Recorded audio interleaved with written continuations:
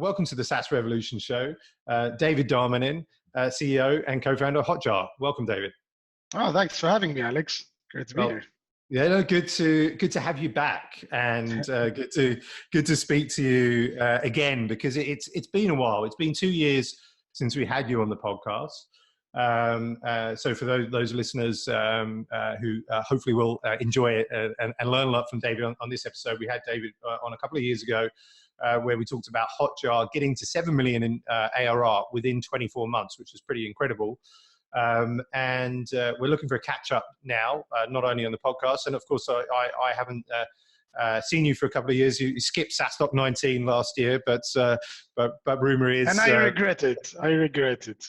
I'll be there next one. Yeah, indeed. And but yeah, like David, like for those that don't know you, that haven't listened to that podcast before, don't know who Hotjar is, can you give a brief sort of intro who you are and who Hotjar is? Sure. So I'm the CEO founder of Hotjar. I think you mentioned it already. So Hotjar is it's pretty much behavior analytics software. So it's a set of tools that allow you to go beyond traditional web analytics. We're typically seeing more numbers and graphs, allowing you to understand what your users are really doing on your site. So think about heat maps, replaying the experience, funnels. But then we also do feedback, so asking questions, voice of customer in the moment. So that's what Hotjar is all about. We're completely remote, probably the most interesting part of it. So we're now over 100 team members across, I think, over 23 countries. So it's a very diverse group of people. Yeah. Amazing, good stuff. And so, like as I mentioned on the podcast 2 years ago, was this, I guess, kind of incredible journey and trajectory from building this remote company to getting 7 million in ARR, and you sharing your operational kind of learnings. You mentioned 100 over 100 employees. Are you happy to share kind of where you are in terms of ARR at the moment? Absolutely. So we're just over $25 million in ARR. So good growth. I think last year we were just over 40% in terms of growth, which is good, especially considering for a self-funded remote business, you know what I mean? We haven't been like pushing any gas pedals or anything. Yeah. So it's been sustainable, sustainable growth, sustainable way of thinking about growth as well. Incredible. Congrats on that.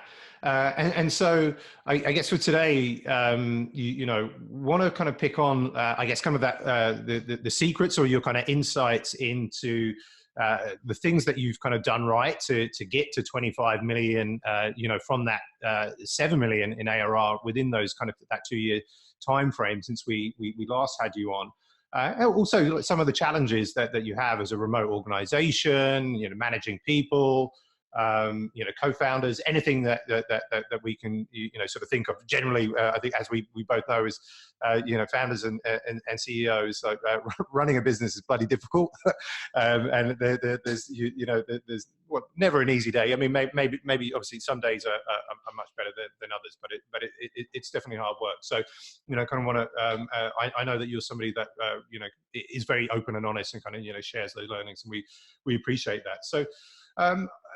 One of the things, I guess one of the things I took out of the original podcast, and I thought you were crazy at the time, but obviously it seems that you're not at all, was that you know, from the beginning, like one of your secrets to your success, you know, to get to 7 million, was that you documented everything early, and you looked at processes as something really important very early on.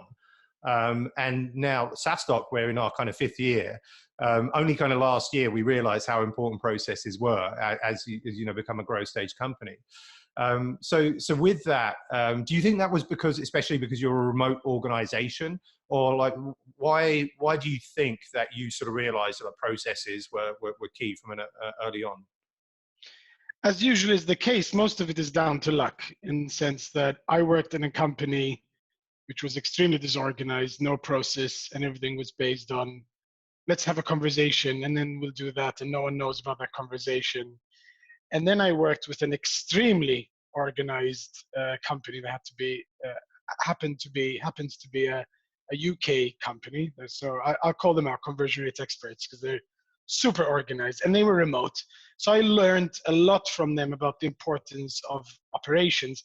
And in that company, they even had someone who had that title. They were the head of operations. So it was my first time seeing that and seeing the impact it can have. They were still small, but the impact it had on the company. So yeah, I think to your point, in remote couldn't be more important, because obviously there isn't that kind of opportunity to bump into someone and say, hey, how do we do this and whatnot. It would be a lot of chatter. But yeah, I think it's super, super important for any business to think about that way. Anyone who knows me knows that I talk a lot about books. There was a period in my career where I read no books. I was, in my opinion, very lazy. And then that all changed when I met a lot of very smart people who I realized had read a lot of books. And there's a particular book about this, which is called E-Myth. And in it, they talk about how important it is that in your business, you have something like, in hotels, they have, most people don't know, but in hotels, they typically have a manual, how to run the hotel, which covers the front desk to the cleaning. And imagine a hotel without that. Imagine how chaotic that would be. Yeah. So at Hotjar, we have that. And this is what this book talks about. It's the Hotjar manual, how we run the business. Yeah, no, that's a great sort of analogy there, and something I've been sort of preaching to my team. And I was having a conversation actually sort of last week with one of our team leads about processes. And I said to them, look, I know that you're perfectly capable, like you're an experienced person, how to do your sort of role, right? But without like these processes and checklists, like you might forget, kind of like one or two things and like simple things, which might not mean that we'll execute to the best ability. And the example I used is like, an airline pilot may have flown like millions of miles, right? But every time they sit down, they've got to run through that checklist to kind of, make before they even take off, right? Just to make sure that they got everything covered, because they can't, remember hundreds of things that they need to do to kind of get that plane running. So it's only now that I'm really kind of understanding and appreciating, when you get that sort of growth stage business and you want to scale, how important those are. Because for the first few years, we managed to get by without any processes, right? But then if that's fine if you want a lifestyle business, but I think if you want a growth business, it's not possible to not have processes. And then, so this jump in 2 years from 7 to 25, and I think you were like maybe sort of between 30, 40 employees, a couple of years ago to now sort of 100. Can you give some insights as to how you was there anything like in particular, any kind of new products, any change in go-to-market, or have you just been doing the same thing and you've just kind of seen that growth? That's a good question. In many ways, so I presented twice at SaaStock, right? And there was a little bit of continuity. The first session was about 0 to 10. I think I called it the growth. I think we called it the growth machine or engine, the growth engine that got us from 0 to 10. And then I think the second one in 2018 was 10 to 20. I've been joking with you that this year, hopefully we'll do 20 to 30, right? We'll see. Yeah. But it's quite interesting to see that as we look back, I think a lot of our trajectory, a lot of our success is still owed to that initial trajectory of 0 to 10, of the things that I talked about there. So to answer your question, there haven't been really that many big changes in the product, also due to our product philosophy, which is like no massive changes and instead iterative shipping against like customer feedback and requests. If anything, we need to move much faster than we are, and we're starting to do that. Go to market, we've definitely refined some things, although the majority of that has not yet been visible. So I'd say the majority of the work is the work kind of behind the curtains, in the hidden internal stuff. And I think this year it's very exciting because I think our customers, the public, is going to start seeing more of the effects of that as now the momentum picks up. Is the go-to-market model still like 100% self-serve? Do you have any sales team? 100% self-serve? Yeah. So it's 100% self-serve. It is evolving. It's changing. We're becoming more smart about that, especially as now we have over 27,000 customers. We start to understand a little bit more. Where do we have better product market fit, right? Who are the ones that are using our product more? So we're starting to refine our go-to-market in the sense of segmenting a little bit better. Where should we be focusing on in terms of both the product, the service, and whatnot? In terms of the self-serve model and sales, we made so many mistakes here. The self-serve model is interesting because starting to evolve from that and start doing sales or success a little bit better can be done in so many different ways and flavors that the key is just to do it fast and learn, make mistakes and adapt. So what we've done is we've made mistakes. We weren't just fast enough. So for example, in the beginning, we said, okay, what should we do? This was a long time ago. Should we have a sales team and success team or have one? And we decided to do one success team that would do both sales and success. But what happened is we realized 80% of the work was actually sales. So we never got to do success. So my advice to anyone in a similar position to us is to really look at your business, at the movements that you're seeing in MRR and see where are the biggest opportunities and where should I build first. And where in a growth environment, you just cannot afford to build sequentially, right? You have to be building on all fronts continuously, which we can talk about that later. So our sales team now has evolved. We've brought it out of success, so we got that done. We've made a lot of improvements operationally and hiring and the team. So now we're 6 people as of we hired another 2 people last few weeks. It's pretty much still inside sales. So there isn't much nurturing or it's more reactive, but we're starting to think differently about that. And the way we're doing it is we're kind of using an efficiency number. So this small sales team that is growing carries a cost, right? So if we express that cost against the revenue it's generating in terms of annual deals that it's closing, what is that ratio? And we start to think about how do we improve that ratio? And we're just starting from there. Very, very, very small steps to begin with. Makes sense. And so so if you're getting obviously 100% sort of inbound, you've got this small sales team, inside sales team, like majority of I guess sort of like the leads that are coming to the website. What is the strategy there? Is it are you doing all sort of content marketing, a lot of like paid ads? So like how are you creating the awareness? What are the channels for go to market? Yeah, and so the word of mouth for us is definitely one of the strongest parts of our go-to-market, and that's what I meant by that initial traction we got. What I talked about, that 0 to 10, has still been a big driving force to us, which I think is a testament to how important it is, how you think about when you do launch, right? Not this big fancy launch, more iterative, fast launch. How you think about support, how you treat your customer, measuring NPS, understanding what are your weaknesses, acting on them, because that initial trajectory has a big impact, like on that wave that you're creating. So word of mouth is still very big for us. We do fuel it a lot with paid.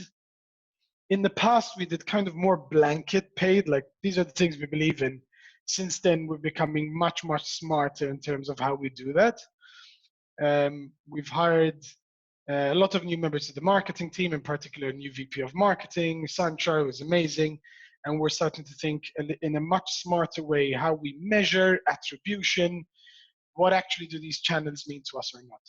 But we've also made incredible progress from a content point of view, which is something that initially we didn't spend time on because we wanted to come out of the gate quite fast, and content is kind of more of a long game, right?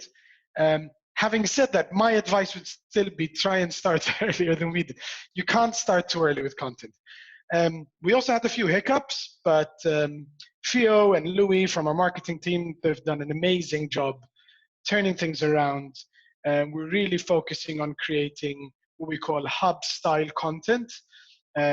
So themes which are valuable to our users, but also we rank well on from an SEO point of view. So finding that sweet spot. Since we've done that, the traffic is really taking off. Now, again, we're taking a step back to understand where are we getting quality leads, right? Where is this really working, and doubling down on those areas. So yeah, so there's been a lot of kind of maturity and evolution happening. Again, no big steps. This year, we're doubling down even more, though. We just hired a new director of demand gen. She's joining us next week. So this is where we're going to start thinking a little bit more aggressively about spend and testing, experimentation, exploring new things. So we're very excited about that. You mentioned content being a sort of long game, and so you started a podcast. Are you still doing that? No, we're not. That's kind of one of the hiccups that I talk about from a content point of view. So we thought a lot about how do we create content that's different in this world of content coming from everywhere. And I think we created something really interesting with the human strike back.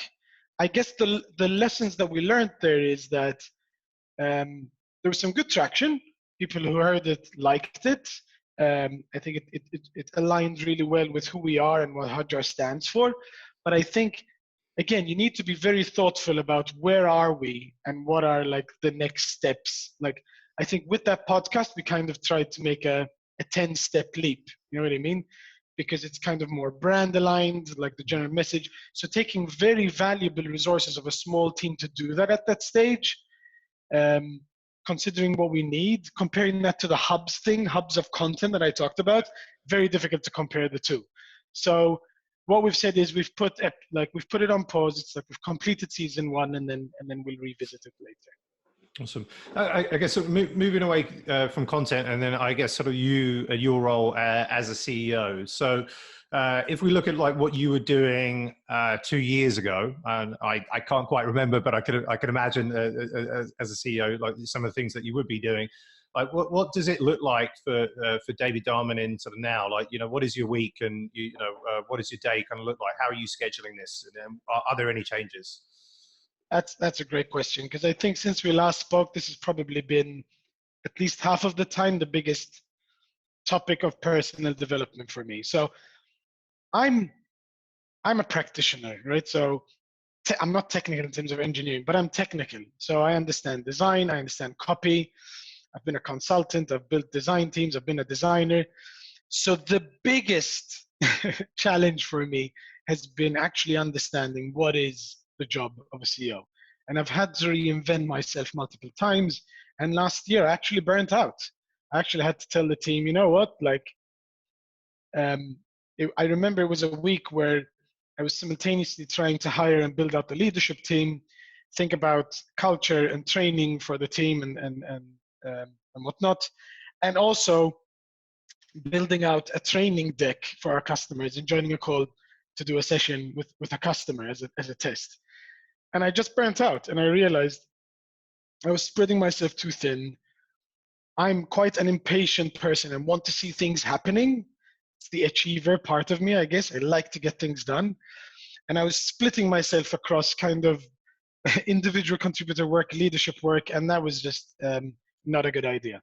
So I guess in building the leadership team, and we've hired some amazing people who have joined us, the biggest thing that they've helped me realize as well, coming from bigger organizations and working with their CEOs, is that actually my job is to let go, I thought I let go, but I hadn't let go, is to completely let go and to truly embrace building teams that do the work, and that you're just there to empower them, remove the blockers, and give them the resources. I'm now an internal investor. I invest in teams. I invest in people. And I just need to detach myself completely from those micro decisions and whatnot. So that in hindsight, I always thought I was there. And every few months, I realized I wasn't there. So I think I'm there now, but probably there's still a little bit where to go. But I think I'm a much better place. I took 2 weeks off to just relax, read some books, get in a better place. I came back with a much better idea of what my job is. And I think since then, I've been happier in my role, and it's much more clear what I should be doing. So to answer your question, my week is now becoming more and more about speaking to candidates from the leadership point of view. I can give you an update of where we're at with the leadership team. Spending a lot of time with my reports, so the VPs, helping them with decisions, questioning their decisions, stepping in with people-related problems, and also coaching. I do a lot of coaching, a lot of skip syncs, which I made a mistake in the past of not doing enough. And that's a problem of abdicating. You have to be careful not to abdicate from your team. And then, in general, I have realized that my job is to run a team, which is the exec team. So every week we have, just like any other team, we have our backlog, we have the decisions we need to take. I organize that call. Then I report back to the team. Here's the work we've done. Here's the decisions we've taken. So that's my job now. It's literally making sure I'm steering the ship, but letting everyone do their work. So let's talk about this, the leadership team, or if we go step back a bit. Obviously, Hotjar was founded with 5 co-founders, like a quite large amount of co-founders. I think there are some changes within the roles of the various co-founders within that. So let's talk about that, and then let's talk about the leadership team, the current sort of status. How many people you have reporting into you, and how many people you think, like a CEO, should have reporting into them. So should we take it from the co-founder side of things? Because again, whenever I hear 5 co-founders or 6 co-founders, I think, wow, it's a lot of people. Is that always going to work? And has it worked for Hotjar? And what's the status around that? Yeah, so far it has worked really well for us.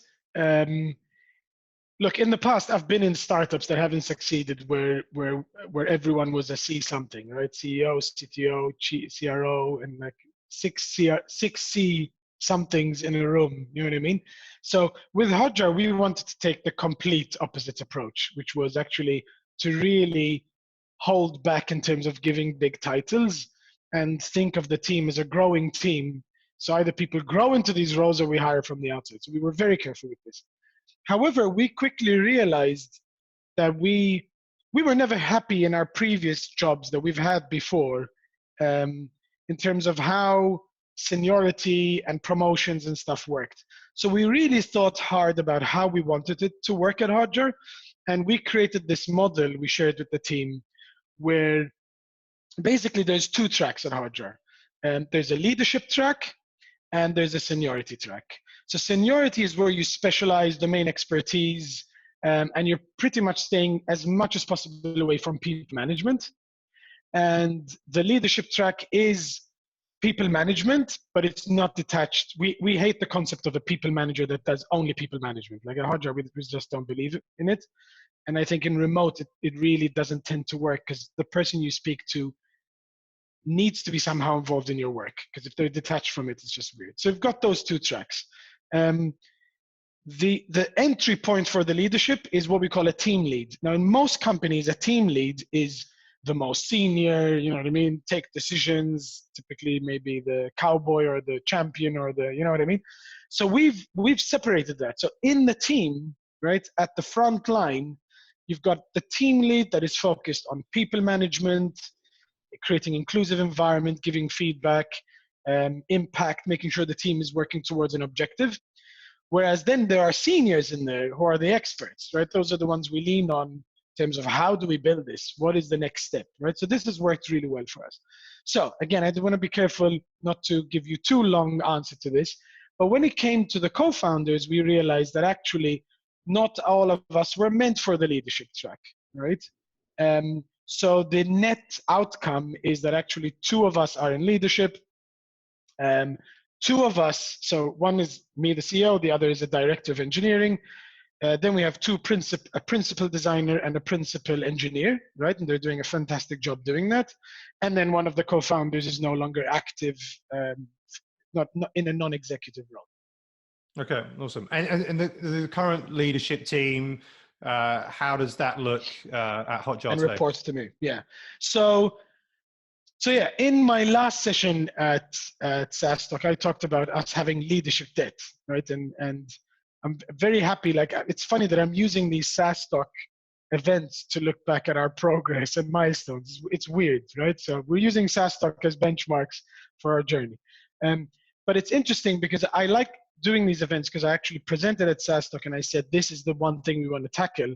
And I think when I'm coming back to SaaStock, can I actually speak to that? And it's exciting to say that we can. We've done a huge turnaround. We've hired an amazing VP of product and engineering, Mohammed. He's really transformed completely the way we think about hiring the team. He's built out like a 2-tribe structure with squads, ownership. So that's really had a big impact on us. So he reports directly to me and he's taken all product and engineering. We talked about Sanchar, VP of marketing. He's owned all the marketing resources. Another VP of ops who's Ken. So that's the ops role we talked about earlier, right? So he takes care of compliance, people, finance, all that stuff. And now the last frontier, so that's 3 reports. The last frontier, which is left, is sales success sales support and success. So currently I have 2 people reporting to me, Alison, who's heading out the sales team, and Colleen, who leads support and success. So right now I'm actively doing the search for a VP to head that area. So someone who can develop these playbooks in sales and success, and someone that can come in with a very strong business mindset. So that's and then there are other roles that we have, but part of our OKRs for this year is we need to hire 100% of the leadership roles we've defined, and there's a ton of director roles. So directors of product, of engineering, of finance. So there's a lot of work happening there. Did you meet Sanchar at SaaStock? Probably. Probably not. I know actually indirectly, yes. But yeah, I'd say I need to be careful what to say. But some people that we're speaking to actually saw me speak at SaaStock and had a big impact. So yeah, don't underestimate the impact of events from a hiring point of view, especially leadership, right? So you are bootstrapped. Hotjar is bootstrapped, right? I know that you the founders like put in some of your own money, in the beginning. Like, how often do you think about taking VC money? How many VC meetings are you taking a year? Like, if any, or is the plan like we're going to build this bootstrapped $100 million company in terms of ARR? Like, what's the thought process there? Yeah, so we have actually. I've always been torn by this whole raise versus lifestyle business, right? And neither of them appeal to me completely, because like I don't believe in growth for the sake of growth to get this lottery ticket, and either you go super successful or nothing, which to me just doesn't make sense. But equally, not investing to your business and taking a step back and like kind of whatever doesn't, not to say the lifestyle is that, but you know what I mean, like not thinking about that also doesn't appeal to me. So we have spoken to VCs and I'd say there are 3 rounds that we did. So the first one was very early on. We didn't know what was going to happen. We actually got to 2 term sheets, and I often think back how things would be different if we had raised. My summary of thinking back in hindsight is I think that we would have moved much faster. We would have saved a year or 2, but we would have obviously had much less control, and we would already be positioned right now to dominate a category, right? Or thinking about how do we get to IPO, which is not where we want to be. The second round was not done very well. We were inundated by people asking us like, let's talk, let's roll. And back then I was ignorant to how this world worked, which is basically VCs have sales teams, you know what I mean? Like they're going out doing business development and all that stuff. And what happens being on the other end of that and not understanding how it works, your FOMO really kicks in, right? Of how, like, what are we doing? Are we making a mistake? And then you see other companies raising and everything, you just go nuts. So we made the mistake of kind of taking some ad hoc calls because some people got to us somehow through our connections and everything, and we were impressed. The outcome of that is it didn't work out. Like we didn't feel it was a fit, but we also got a no. And that was kind of a weird experience to us at that point because we were very confident. A few months later, we said, let's do this properly. And we did a kind of proper roadshow and spoke to VCs and growth investors and everything. And I think it was a great experience both ways in terms of Hotjar not actually being the right fit for what they were doing, because for them it was, do you have an enterprise plan, and do you have a sales team, and is the pipeline, and are you predicting like how much you're going to sell? And we come from a little bit more inefficient view, which is let's create brand value and then we'll get to that stuff. Let's not extract every dollar value now, today. You know what I mean? So, and we also did get no's, right? Which is a great experience, getting those no's. And I think it's part of the grit of being an entrepreneur. And the model there was more, what if we took out some money so that we feel a little bit more comfortable about this whole scary thing and double down and invest more. But actually the net outcome of this whole experience was, you know what, we're super profitable, we're doing really well. Why should we be worrying too much about this? And so it was more psychologically finding peace with ourselves. And since then, we've built out this, what we call this roadmap to 100 million in ARR, 100,000 customers. So it's not really deadlines or like anything that we're going to tear our hair out of our head or anything, but there is a clear path for us to achieve this, self-funded and going forward. So we're not worried about it. And yeah, it's very clear how we can have a much bigger impact and deliver value to many more companies going forward. If you've benchmarked previously against previous SaaStocks on your performance within the roadmap, have you said by SaaStock 2025 that we're going to be 100 million ARR? Which SaaStock? Which year? there is a year, but I'm not going to say it to you. We'll have to do that in Dublin. No, the reason is it's not to be secretive. It's like we're definitely between like set goals, but not overdo it with goals. And I'm not a big believer in putting undue stress on the team and everything. So it is a clear path, but yeah, I don't want to kind of put too much pressure. So do you have, so talking of goals, like, do you have is that your BHAG? Is it 100 million in ARR, but there is not a set time frame? Our BHAG is 100,000 customers. Yeah.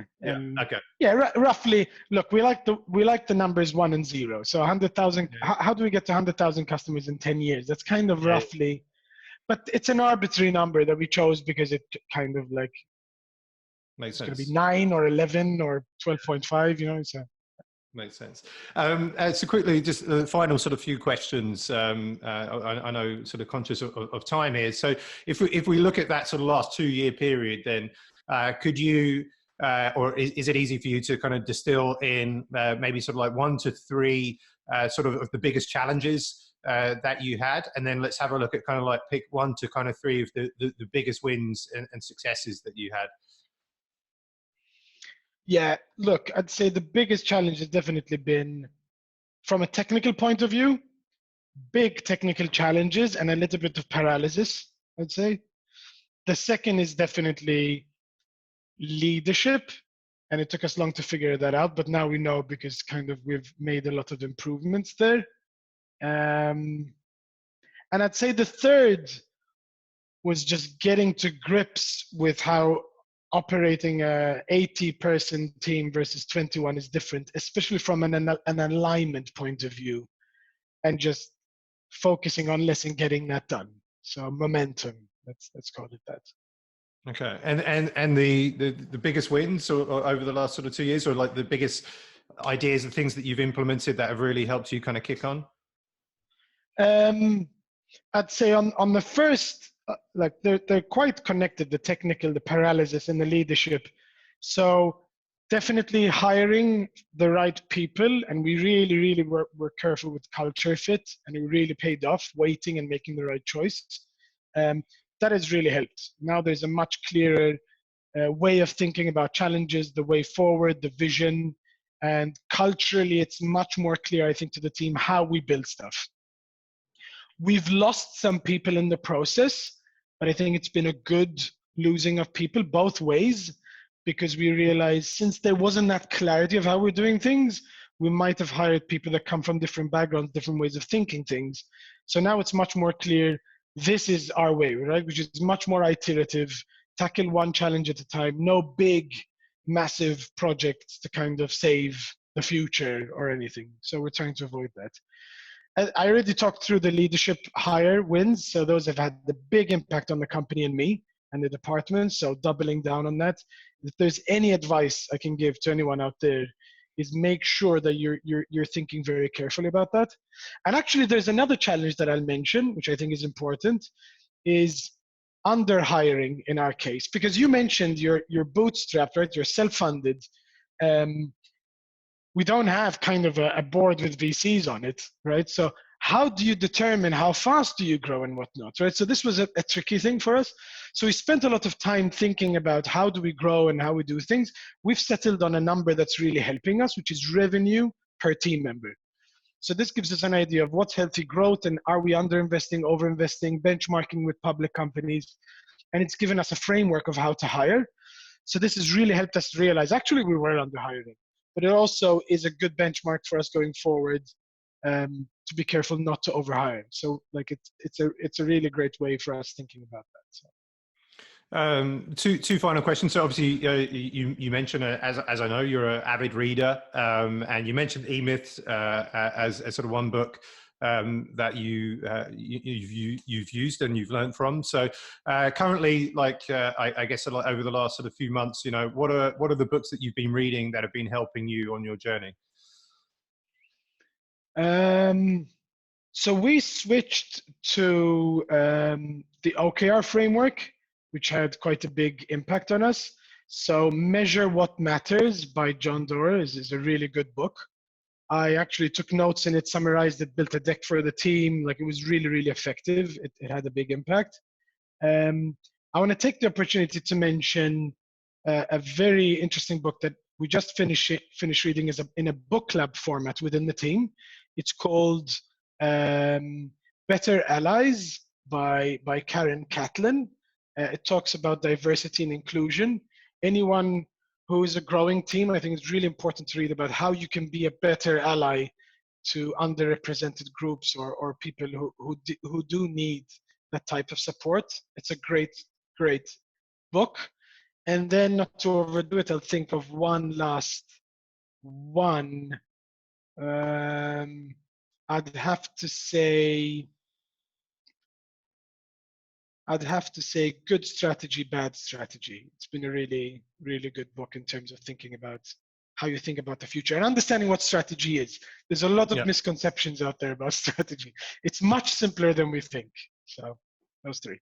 Awesome. And you mentioned obviously last year that you burnt out and you took 2 weeks off, and you sort of that gave you a sort of realization in terms of like how to manage your time. Like, what are you doing in 2020, for yourself to ensure that you don't burn out again, apart from, let's say, better delegation and management of the teams, but personally for your health and fitness, what are you doing? Yeah, so at Hotjar, we introduced like a wellness budget that everyone has access to on an ongoing basis. I think it's around 200 euros a month. You can use however you want. So I wanted to set the example to the team as well of using that. When I burnt out last year, I did a presentation to the team and a Discord and a post on a tool we use called Discourse, talking about it. I used BetterHelp, so we allow the team to use BetterHelp. That's where you get matched with a counselor online. It's amazing. It's great to just talk to a stranger about your problems.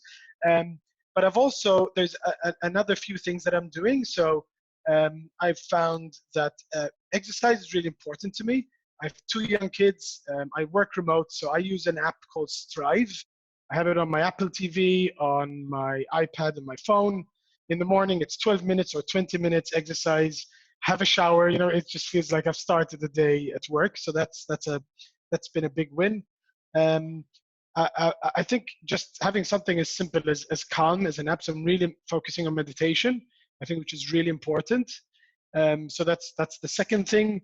And the third is just personal self-development. That's something that we do also at Hotjar, stuff outside work. Everyone at Hotjar has 1,000 euros every year to spend on their personal development, anything you want. And I've never used that, which is ridiculous. You know what I mean? Like, I've created this and I'm not using it. So this year I've signed up for masterclass.com. I love to cook. I have a lot of different passions in there. So I'm just investing a little bit more in myself and doing this stuff. So that's kind of what I'm doubling down on. And then from a person point of view, from a work point of view, I just want to mention it, really making sure I have the right support, the people I can delegate to and people I can lean on for help, right? So that's really important. Awesome. All right. Well, David, we come to the end of the show. Like a pleasure as always. It was been great to catch up, and really appreciate you being sort of like very open, transparent, and sharing your lessons and learnings in Hotjar. It really helps the community with their own challenges and understanding of how to grow their businesses. And David mentioned the two talks that he gave at previous SaaStocks. They are on our YouTube channel, and his the trilogy will be, let's not say complete, although that will complete a trilogy, will be at SaaStock 20 in October in Dublin. So looking forward to the 20 to 30 million. That's the target. So that's the goal we're giving you for October. But looking forward to that and having a pint of Guinness with you in Dublin this October. Looking forward to it. Looking forward to it. Awesome. Thanks so much, David Darmanin. Thank you.